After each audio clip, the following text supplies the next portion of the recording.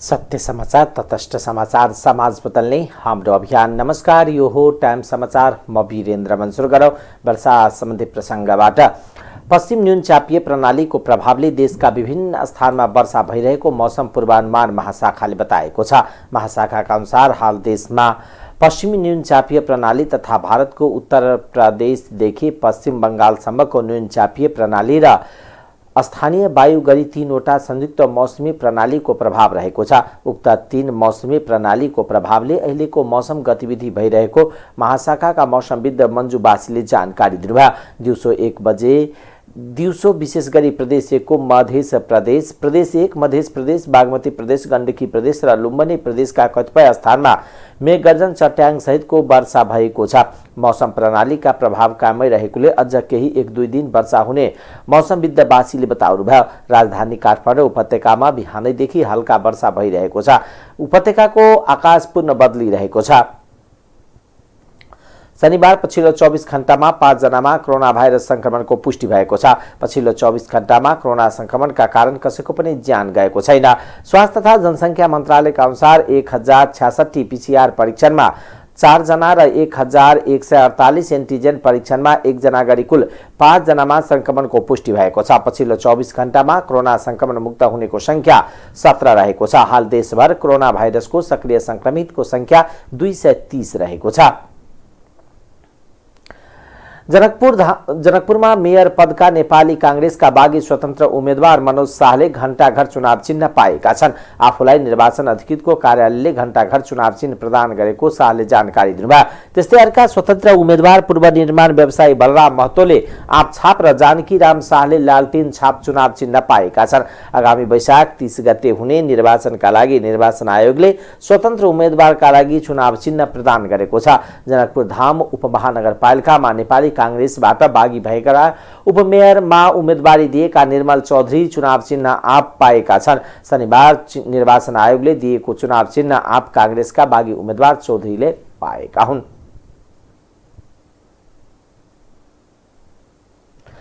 नेकपा एमालेबाट जनकपुर धाम उपमहानगरपालिकाको नगर प्रमुखको उम्मेदवार शिवशंकर शाह हिराले जनकपुर धामलाई धार्मिक पर्यटकीय शहरको रूपमा विकास गर्ने प्रतिबद्धता व्यक्त गर्नुभएको छ। जनकपुर धाममा धार्मिक पर्यटनको प्रचुर सम्भावना रहेकोले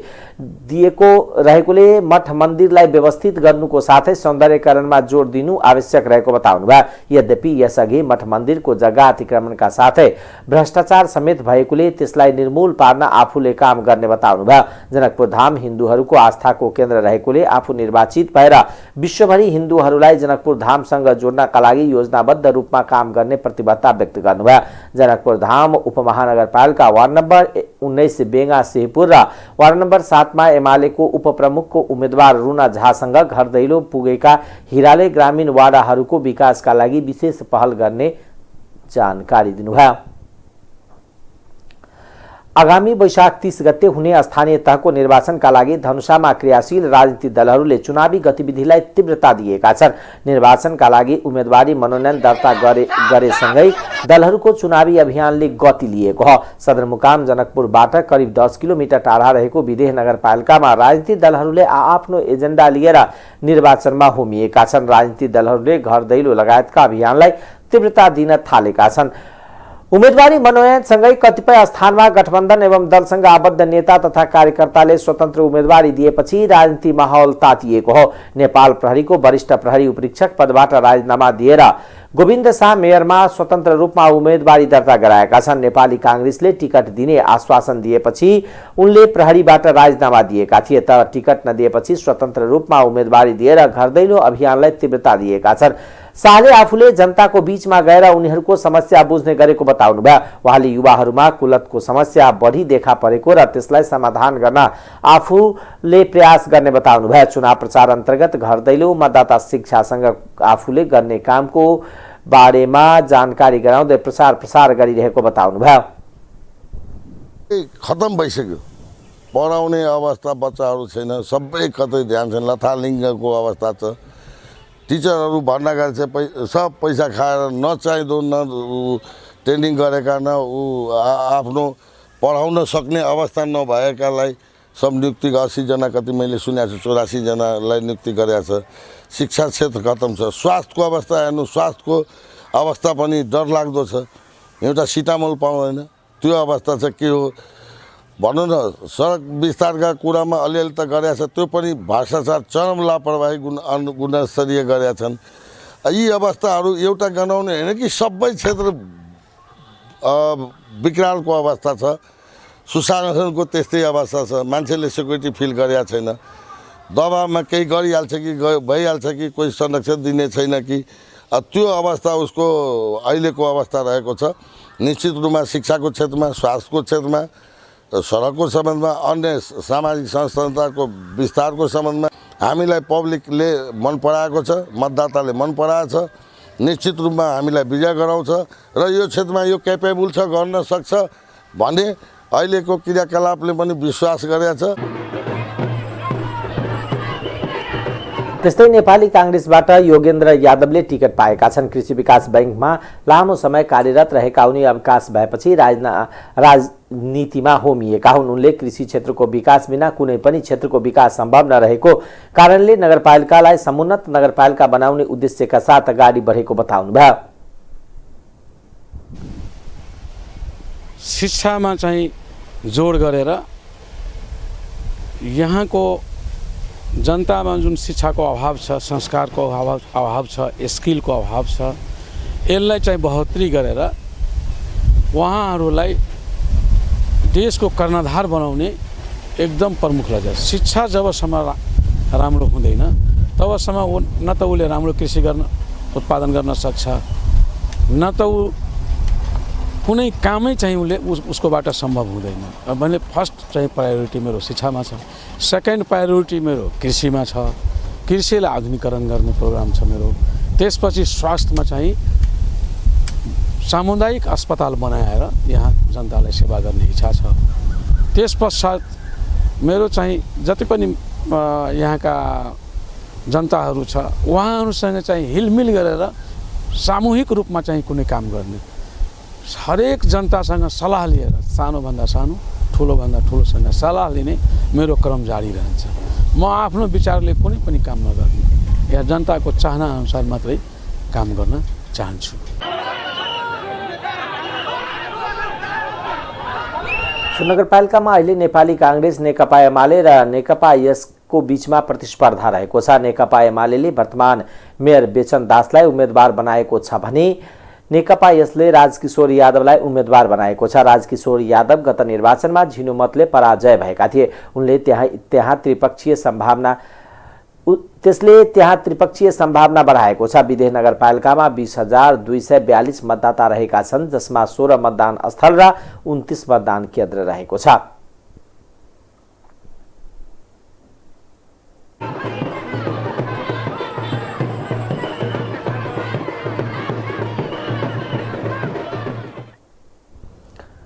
निर्वाचन आचार संहिता विपरीत धनुषाको ढल्केवर स्थित सार्वजनिक स्थानमा झुन्ड्याइएको राजनीतिक दलहरूको झण्डा हटाइएको छ। शनिबार मिथिला नगरपालिकाको निर्वाचन अधिकृतको कार्यालयले प्रहरीसँग समन्वय गरेर ढल्केवर स्थित शहीद पार्कको चारैतिर झुन्ड्याइएको विभिन्न राजनीतिक दलका झण्डा हटाइएको हो। निर्वाचन अधिकृत दीपक धितालले निर्वाचन संहिता सहितको विपरीत सार्वजनिक स्थानमा राखिएको झण्डाहरू हटाइएको बताउनुभयो। सशस्त्र प्रहरी, जनपद र म्यादी प्रहरीसँग समन्वय गरेर सोही झण्डाहरू हटाइएको जानकारी दिनुभयो। निर्वाचन अधिकृत धितालले विद्यालय, मन्दिर लगायतका सार्वजनिक स्थानमा पार्टीको झण्डा राख्न नपाइने निर्वाचन आचार संहिता तोकेको बताउनुभयो। उहाँले निर्वाचन आचार संहिता विपरीत कहीँ कतै त्यहाँ झण्डा राखिएको छ भने त्यो पनि व्यवस्थापन गरिने जानकारी दिनुभयो। मिथिला नगरपालिकामा निर्वाचन आचार संहिताको पालन गराउन स्थानीय तहको राजनीतिक दलका प्रतिनिधि बोलाएर जानकारी गराएको पनि निर्वाचन अधिकृत धितालले बताउनुभयो। निर्वाचन आयोगले कुनै पनि सार्वजनिक स्थानमा कुनै पनि राजनीतिक दलको झण्डा राख्न नपाइने नियम लगाएको छ। ढल्केवर स्थित पार्कमा नेपालका प्रमुख राजनीतिक दल नेपाली कांग्रेस, नेकपा एमाले, नेकपा माओवादी केन्द्र, नेकपा एकीकृत समाजवादी, राष्ट्रिय प्रजातन्त्र पार्टी लगायतका नेपालका प्रमुख राजनीतिक दलका चुनाव चिन्ह अंकित झण्डा झुन्ड्याइएको थियो। निर्वाचन आचार संहितामा राजनीतिक दलका विभिन्न कार्यक्रममा 3x 3 फिटको दलको एउटा झण्डा र एउटा चुनाव चिन्ह प्रयोग गर्न भनिएको छ। पार्टी र चुनाव चिन्हको झण्डा भन्दा बढी प्रयोग गरेको पाइएमा उम्मेदवारले आचार संहिता उल्लङ्घन गरेको ठहर गर्दै उम्मेदवारलाई कारबाही गर्ने नियम रहेको छ। त्यस्तै निर्वाचन सम्बन्धी दलको भेला, कार्यक्रम, जुलुस, दलको झण्डा, चिन्ह, अंकित झोला, क्याप, गम्छा, मास्क लगायतका प्रयोगमा सम्बन्धित व्यक्ति नै कारबाहीमा पर्न सम्मको नियम रहेको निर्वाचन आयोगको आचार संहितामा उल्लेख छ।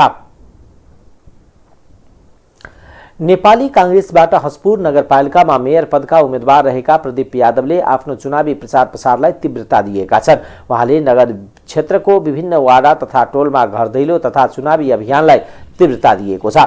हसपुर नगरपालिकाको समग्र विकासका सहित प्रमुख नाराका साथ नगरमा घर दैलो गरिरहेका छन्। यादवले 5 वर्षको अवधिमा जनताले सोचे अनुसार विकासको अनुभूति गर्न नपाएको बताउँदै नगर क्षेत्रमा कृषि, खानेपानी तथा फोहोरको समस्या देखिएको बताउनुभयो। उहाँले आफू नगर क्षेत्रमा देखिएको समस्याहरूलाई समाधान गर्ने उद्देश्य लिएर निर्वाचनको अभियानमा होमिएको बताउनुभयो।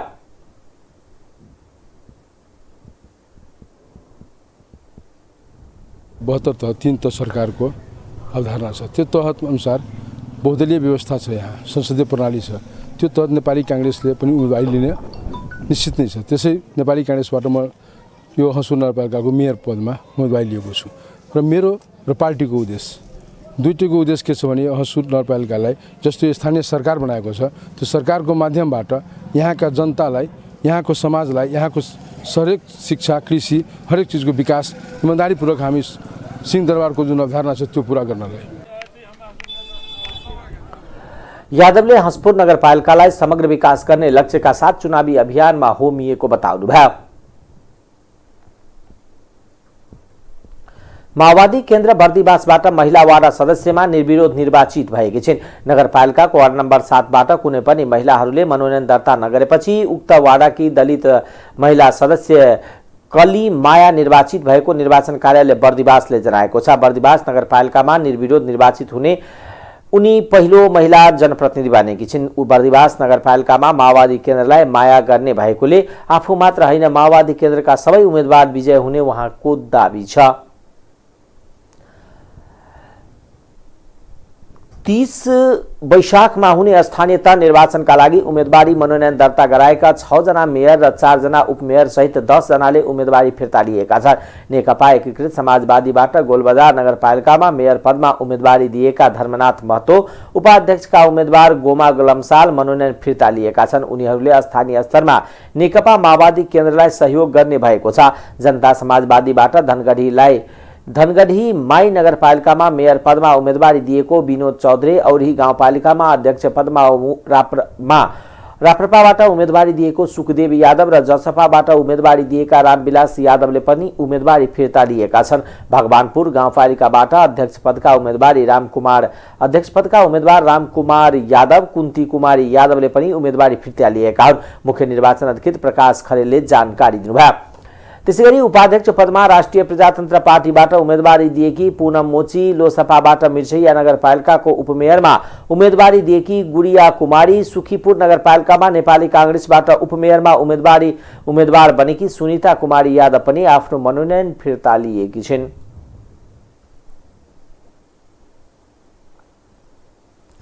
सर्लाहीको लालबन्दी नगरपालिकामा नेकपा माओवादी केन्द्र र नेकपा एकीकृत समाजवादीको चुनावी तालमेल भएको छ।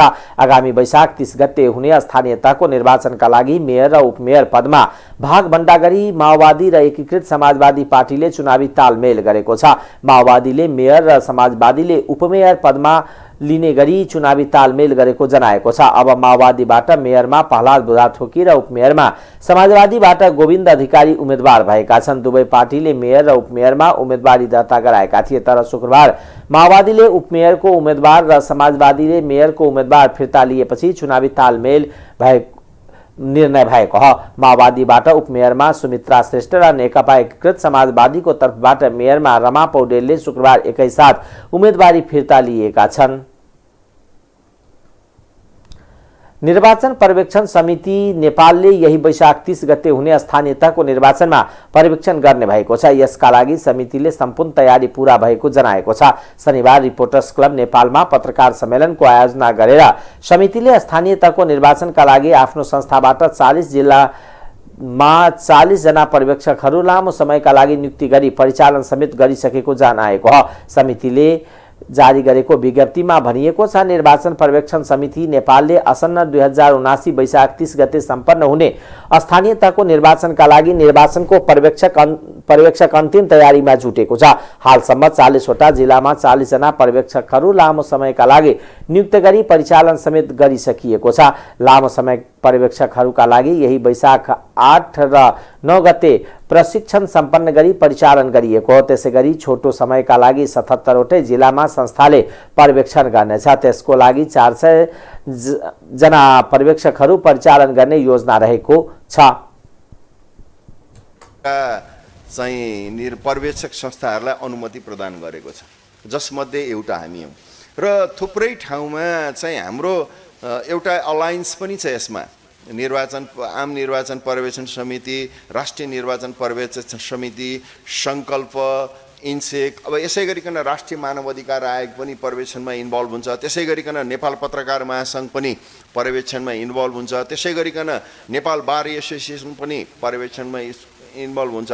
त्यसैले हामीहरूले चाहिँ हाम्रो एउटा चाहिँ सहकार्य पनि हुन्छ यसमा, किन हाम्रो साधन र स्रोतले हाम्रो क्षमताले हामी यति गर्न सक्ने भयौँ, अरूहरूले अरू ठाउँमा गर्नुहुन्छ। त्यसै गरिकन लगभग 20,000 पर्यवेक्षक चाहिँ सबै संस्थाको मिलाएर 20,000 पर्यवेक्षकहरू चाहिँ फिल्डमा हुन्छन् भन्ने अनुमान गरिएको छ। नभए पनि 10 देखि 15,000 त न्यूनतम हुन्छन्। त्यसले चाहिँ 753 वटा स्थानीय पालिकाहरूलाई चाहिँ कभर गर्छ र हाम्रो चाहिँ के छ भने एक अर्कासँग यसबाहेक हामीहरूले चाहिँ हाम्रो कार्यालयमा चाहिँ इन्फर्मेसन र चाहिँ डिसिमिनेसन डेस्क पनि राखेका हुन्छौँ। यी सबैसँग हाम्रो नेटवर्किङ हुन्छ एक अर्काको, यी संस्थाहरूसँग, र हामीहरूले पाएको इन्फर्मेसन एक अर्कालाई चाहिँ डिसेमिनेट गर्छौँ, सेयर गर्छौँ र यसरी चाहिँ हामीले अगाडि बढ्ने भएको हुनाले चाहिँ तपाईँको 753 वटामा लगभग धेरै संस्थाहरूको कुनै संस्थाहरूको मात्रै पुग्ला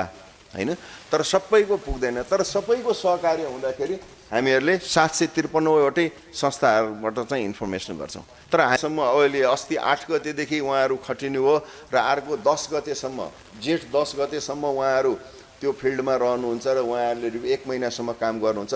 बाँकी 400 जना चाहिँ छोटो समयको लागि उहाँहरू खट्नुहुन्छ, जसले चाहिँ मुख्य गरी चाहिँ निर्वाचनको दिन हुने, अघिल्लो दिन र निर्वाचनको पछिल्लो दिन हुने र निर्वाचनको दिन हुने घटनाहरूलाई चाहिँ उहाँहरूले नजिकबाट हेर्नुहुन्छ र एक अर्काको कन्ट्याक्ट र इन्फर्मेसनमा हामी हुने भएको हुनाले यसले हामीलाई 753 वटै क्षेत्रको चाहिँ इन्फर्मेसनहरू चाहिँ प्राप्त हुन्छ।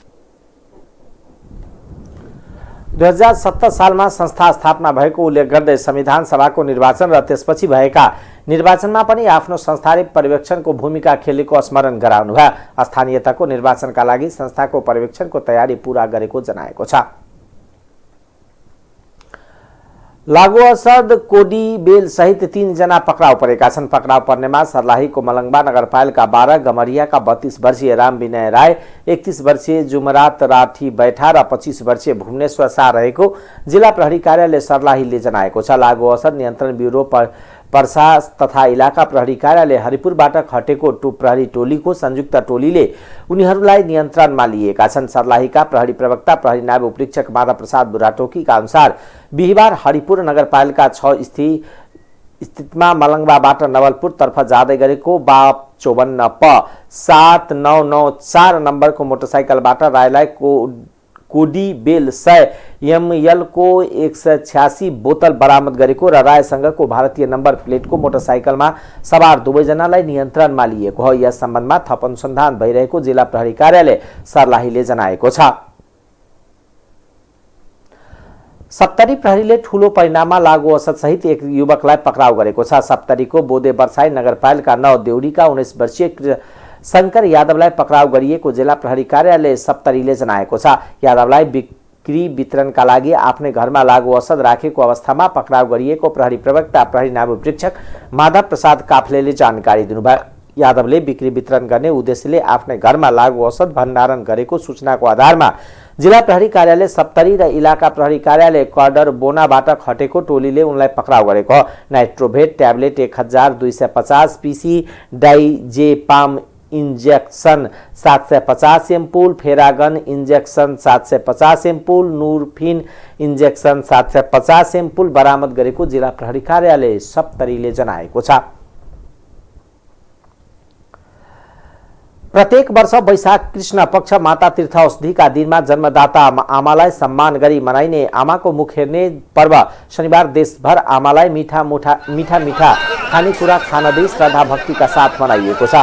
शास्त्रमा उपाध्याय पण्डित आचार्य र पिता भन्दा पनि ठूली मानिएकी आमाप्रति श्रद्धा भक्ति सम्मान र आदर गर्ने तथा उहाँबाट शुभाशीर्वाद थप्ने दिनका रूपमा यो पर्वलाई लिने शास्त्रीय परम्परा छ। छोराछोरीले बिहानै उठी नुहाएर आफ्नो आमालाई राम्रा राम्रा लुगा लगाउने र मीठा ताग तिला खाने कुरा खान दिई आशीर्वाद थाप्ने चलन छ। आमा नभएकाहरू आमालाई तर्पण र पिण्ड तथा पुरोहितलाई सीधा दान सहित भोजन गराई दिवांगत आमा र उनले गरेका महान एवं कष्टकर काम सम्झने गर्दछन्। सनातन वैदिक शास्त्रमा प्रत्येक नर नारीले जीवनमा देवऋण, मनुष्य ऋण, पितृऋण तिर्नुपर्छ भनिएको छ। वैदिक सनातन धर्म ग्रन्थमा जन्नी जन्मभूमिश्च स्वर्गादीप गरिष्यजी अर्थात् जन्म दिने आमा र जन्मभूमि स्वर्गभन्दा पनि ठूलो र प्यारा हुन् भनी आमा र जन्मभूमिको महत्त्व दर्शाइएको छ। यस्तो महत्त्व भएकोले जीवित आमालाई मिठो खान र राम्रा लगाउने दिएर सम्मान गरी खुसी बनाइन्छ।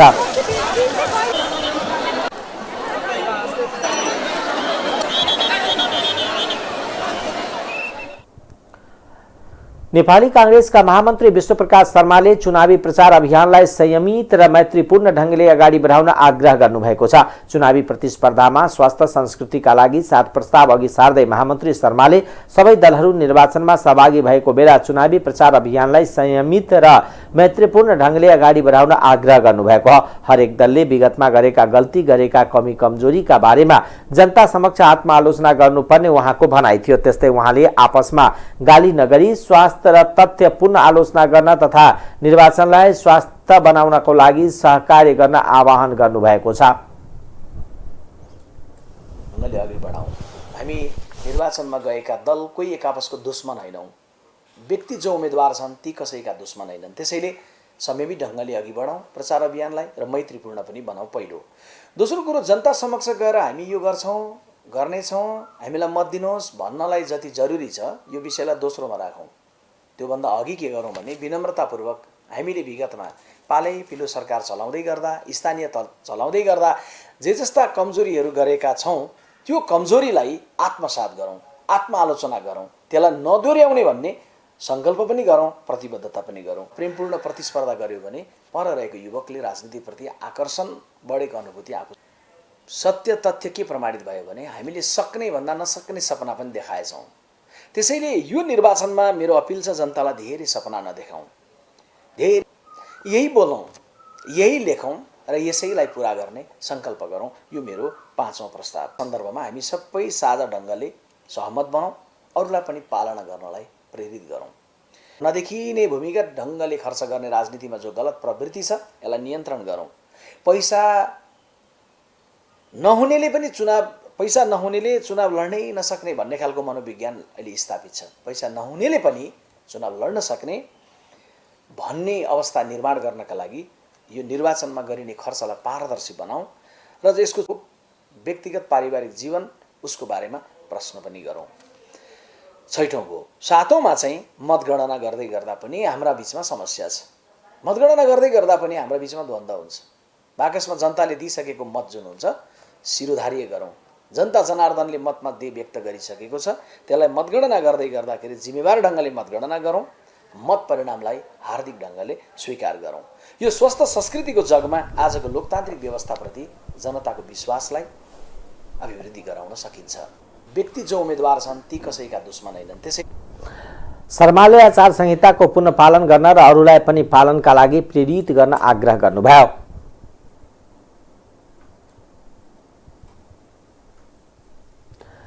नेपाली अर्थतन्त्रको आकार जीडीपी चालू आर्थिक वर्षको अन्त्यसम्ममा 48 खर्ब 51 अर्ब 62 करोड रुपैयाँ बराबर पुग्ने केन्द्रीय तथ्याङ्क विभागले अनुमान गरेको छ।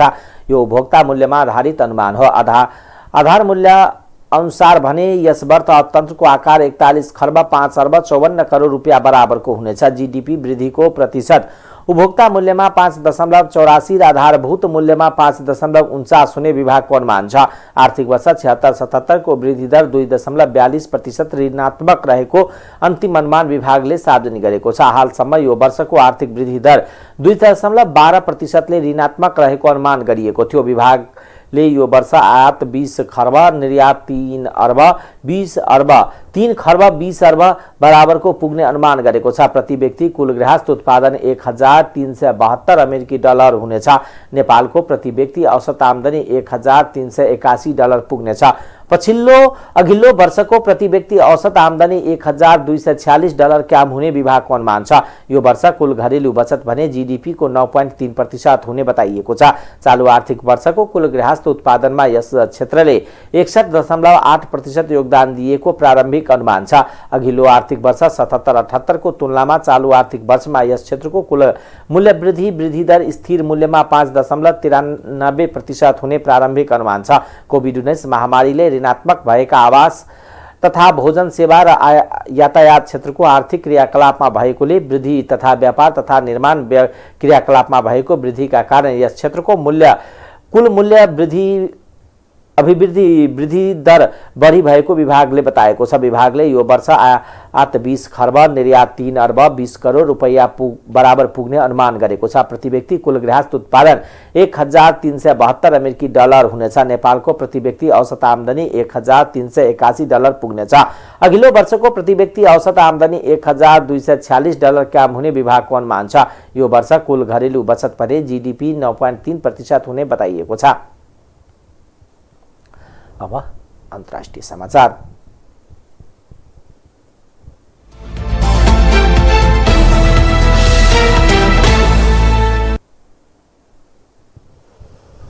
अफगानिस्तानको काबुल स्थित एक मस्जिदमा विस्फोट हुँदा 50 जना भन्दा बढीको मृत्यु भएको छ। शुक्रबार मस्जिदमा प्रार्थना भइरहेको समयमा उक्त विस्फोट भएको समाचार एजेन्सी रोयटर्सले उल्लेख गरेको छ। अफगानिस्तानमा मुसलमानको पवित्र महिना रमजानको क्रममा अफगानिस्तानमा एक पछि अर्को विस्फोटमा परि अहिलेसम्म दर्जनौं मानिसको मृत्यु भइसकेको छ। समाचारमा उल्लेख गरिए अनुसार शुक्रबार दिउँसो काबुलको पश्चिमी क्षेत्रमा रहेको खलिफा शाही मस्जिदमा उक्त विस्फोट भएको हो। उक्त मस्जिदमा सयौं मानिसहरू नमाजका लागि जम्मा भएका थिए। मस्जिदका प्रमुखले उक्त विस्फोटमा परि 50 भन्दा धेरै मानिसको मृत्यु भएको बताएका छन्। यद्यपि तालिबानले भने निकै कम संख्यामा मात्र मानिसको मृत्यु भएको बताएको छ। तालिबान सरकारको गृह मन्त्रालयका प्रवक्ता बेसमुल्ला हबीबका अनुसार यो आक्रमणमा 10 जना मानिसको मृत्यु भएको छ। मस्जिदका प्रमुखले यो आक्रमण आत्मघाती हुन सक्ने बताएको छ। उहाँका अनुसार नमाज गरुन्जेल उनीहरू सबै बीचमा थिए र नमाज सकिने बित्तिकै यो आक्रमण भएको हो। गत साता कुन्दुज प्रान्तमा पनि यस्तै विस्फोटमा परि बालबालिका सहित 33 जनाको मृत्यु भएको थियो। युक्रेनसँगको युद्धका क्रममा 10 लाख भन्दा धेरै मानिसको उद्धार गरेको रुसले दाबी गरेको छ। रुसका विदेश मन्त्री सर्गेई लाvrovले गएको फेब्रुअरी 24 यता युक्रेनबाट 10 लाख मानिसलाई उद्धार गरिएको दाबी गर्नुभएको हो। रुसले युक्रेनी नागरिकलाई इच्छा विपरीत सीमा पारी लगिरहेको युक्रेनको आरोप छ। चिनिया सरकारी सञ्चार माध्यमसँगको अन्तर्वार्तामा विदेश मन्त्री लाvrovले उद्धार गरिएका मध्ये 1,20,000 विदेशी नागरिक रहेको बताउनु भएको छ। उहाँले युक्रेनसँगको द्वन्द्वको समाधान वार्ता मार्फत खोज्न प्रयासमा पश्चिमा सैन्य गठबन्धन नेटो बाधक रहेको आरोप पनि लगाउनु भएको छ। तर युक्रेनी राष्ट्रपति भ्लादिमिर जेलेन्स्कीले आफू रुसी राष्ट्रपति भ्लादिमिर पुटिनसँगको वार्ताका लागि अझ पनि तयार रहेको प्रतिक्रिया दिनुभएको छ। अब खेलकुद समाचार।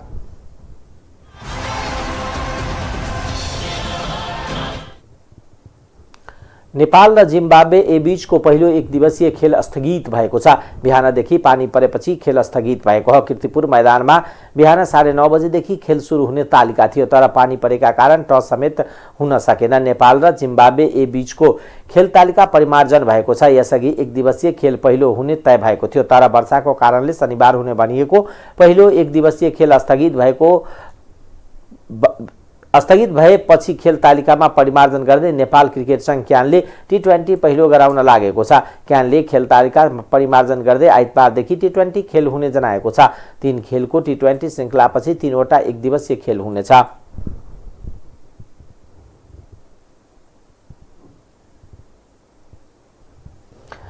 टाइम समाचार अहिलेको लागि यति नै। हेर्दै गर्नुहोला टाइम्स टेलिभिजन। नमस्कार।